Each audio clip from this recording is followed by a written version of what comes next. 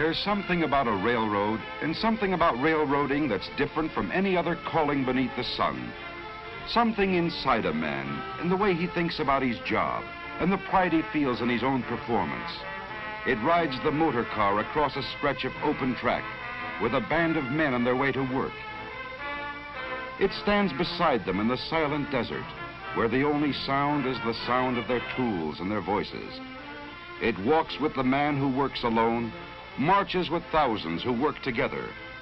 For these are railroad people, a breed of their own, the men and women who run the railroad, working with paper, with forges, lathes, and presses, truing the wheels, tending the signals, throwing the switches, handing out supplies, helping with the baggage, serving the food, selling the tickets, building a fence, a bridge, a roadbed, using a shovel, a crane, a transit, a typewriter, making up the trains, running the trains, maintaining the trains. This is my railroad, 100,000 men and women working together to serve one purpose, to keep a railroad running.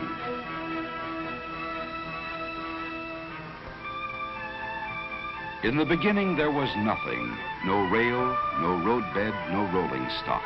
Nothing but untouched wilderness. But in the wilderness was also a promise, the promise of a Western empire which could make one nation as wide as a continent if it could be bound together with bands of steel. Where few men had dared to walk, a path was cleared. Out of the rock, out of the earth, and through the virgin forest. Ties were hewed, rail was laid, bolted, and spiked down. When the last spike was driven, our first trains moved across the continent. Up and over 7,000 feet of mountain barrier, locked in winter's clutches, and into the heart of the Western Empire. A nation now was joined together, a nation scarcely born, yet reaching for its destiny. As the West and Southwest grew, so did the railroad. Until today, those rails which once bravely spanned the mountain have become an interlocking network, binding together the far west, the southwest, and the south, linking them in turn with the mid-continent, and through many connecting lines, hauling traffic across the nation.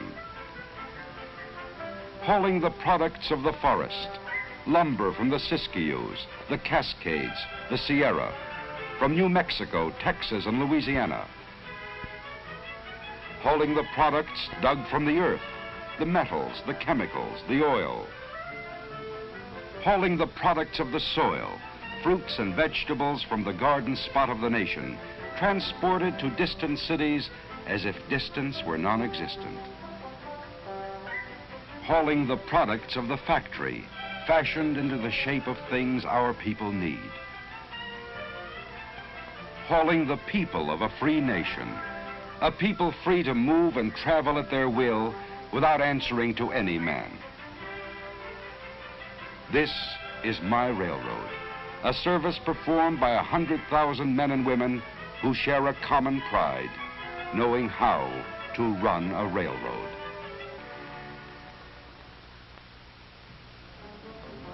Well, railroading's quite a job, and it seems to be getting bigger all the time. All along our lines, we keep getting more people. Don't ask me where they come from, but they keep right on coming. And behind those people, we keep getting more business and industry. Each day in the last 25 years, a new industry large enough to need a rail connection has sprung up along our lines. Since the end of World War II, that rate has doubled, 2 new industries a day, turning out goods that have to be delivered to somebody, somewhere, all over the country. So it's no wonder we can't ever say a railroad's really built. We're always adding to it and always rebuilding it. For instance, as traffic increases, we keep laying bigger and heavier rail to carry the heavier loads. Replacing rail isn't a complicated job till you remember you can't hold up traffic. Our boys work it out, though. The fellows down the line pass the word along when a train's coming. We make a temporary joint, move our equipment out of the way, and the train goes right on through. It's work, and the train has to slow down a little, but traffic keeps on moving. The speed at which we can run our trains depends only partly on the power of the locomotive. It depends even more on the weight of the rail and the curves and gradients of the track. We always try for a straight and level line. But the contours aren't always made to order. We have to fit our railroad to the contours. So when we have to build a curve, we try to make it as gentle as we can. On one stretch of track, the Tehachapi Loop, it wasn't quite so easy. We had to swing our curve all the way around, so one end of the train actually passes over the other. We have to carry passengers and freight even when there's a mountain where we want a canyon, or a canyon where we want a mountain. So we move the earth around, that's all. Cut it away from one place and fill it in another. Cut and fill. That's the basic pattern. Where a cut would be too deep, we drive a tunnel through. Where a fill would be too great, we build a trestle or viaduct to carry our trains on stilts. In order to cut across the Great Salt Lake, we had to build a trestle 12 miles long. We put a roadbed right across the water. And we engineer our bridges. Sometimes we build a small one. Sometimes we build a high one, like the Pecos River Bridge in Texas. There are more than 10,000 bridges, viaducts, and trestles on our lines. It's a lot of work to build a railroad. And the work is never done. What you build, you have to maintain. Maintaining a railroad takes a lot of material. Our supply trains are always on the move, carrying that material to every point in the system. It takes a lot of equipment, and some of it very technical, like the rail detector car, which can see right inside the steel rails, looking for flaws no human eye could ever see. But mostly, maintaining a railroad takes a lot of men, and those men have to know their jobs. When the weather's fine and the sun is out, it isn't too difficult. But when the weather changes, the job gets a little more complicated.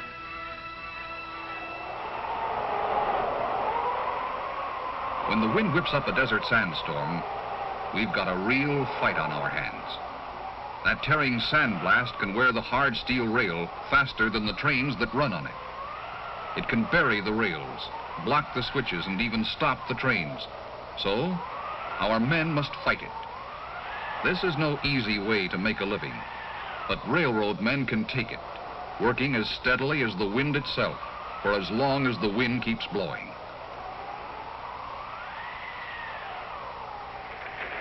Like I say, it's quite a lot of work to run a railroad.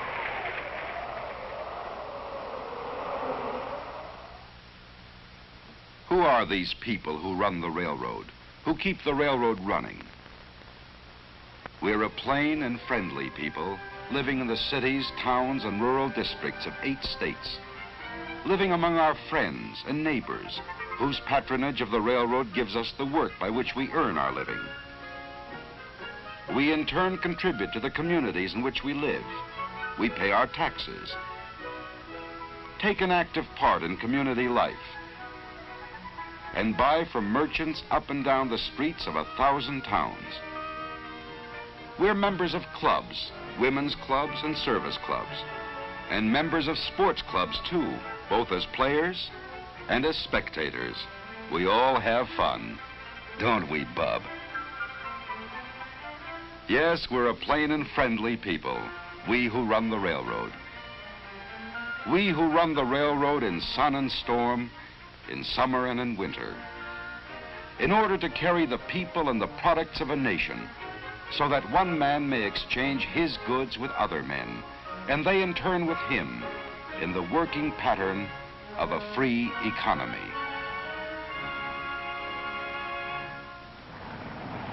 We haul a lot of stuff, all right, but getting it to the right place at the right time isn't just a matter of hooking a lot of cars together and running them over the line. Every train has to be made up according to a carefully worked out plan. So naturally, we think our end of the job in the railroad yards is an important part of railroading, because that's where the trains are put together. All along the line, cars come into these yards to be routed and rerouted to their destinations. In the yards, we sort them and shuffle the individual cars into new trains. Some will go north, others south or east or west. In the most modern yards, it works like this. The engineer of the switch engine pushes the cars up the slope of a man-made little hill we call the hump. When the yardman pulls the coupling pin, the car rolls by itself down an easy grade. To see that it doesn't roll too fast, the operator in the first tower sets a control. And down on the track, the wheels of the car get an electronic squeeze to slow it down. It's still a little too fast, so another control is set, and a second set of squeezers brings it down to proper speed. Now, the operator in the next tower takes over and sends it to the right track to join up with other cars slated for the same destination. It has to be handled just right. Maybe there's furniture in that car, or maybe a load of dishes.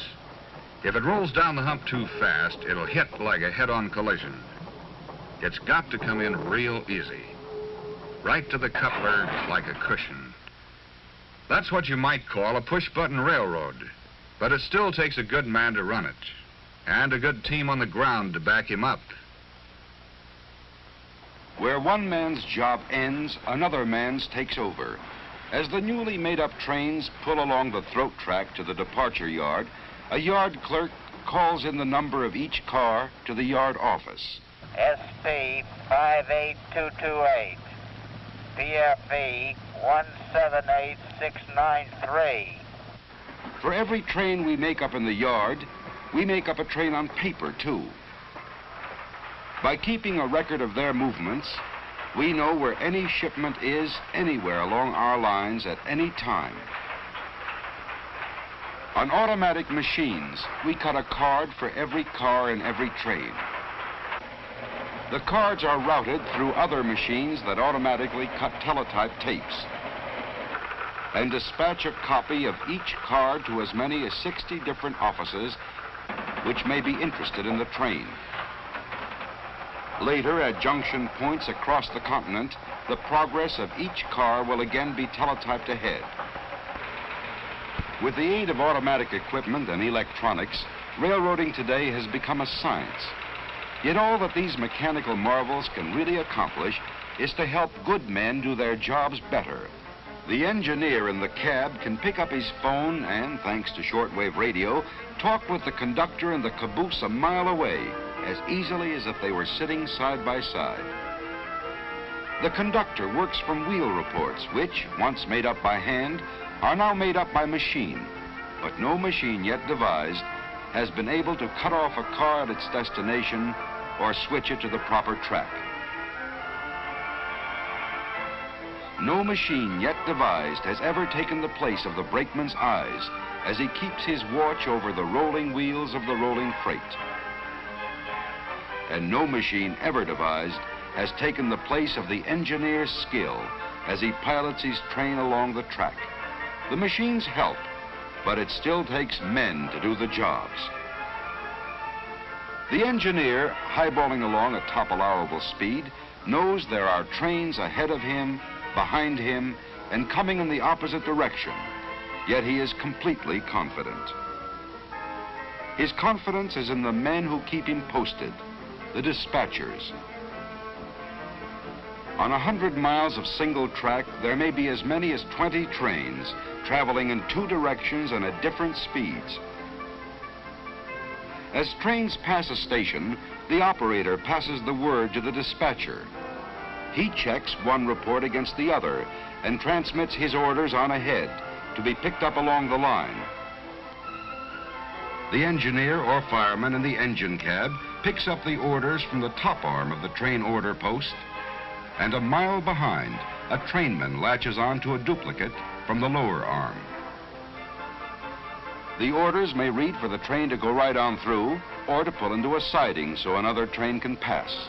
It's teamwork all the way, good coordination and timing.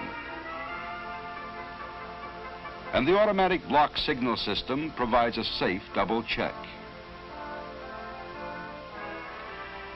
On the busier sections of single track line, dispatchers can speed up the traffic flow with the aid of an electronic system called Centralized Traffic Control, or CTC. CTC is the dream of almost every boy and man, a railroad at your fingertips, 100 miles of track before your eyes. Out on the line, 2 freight trains push on toward each other on the same track. To the dispatcher miles away, they are lights on his CTC board, lights moving toward a siding. Then a flick of a remote control switch,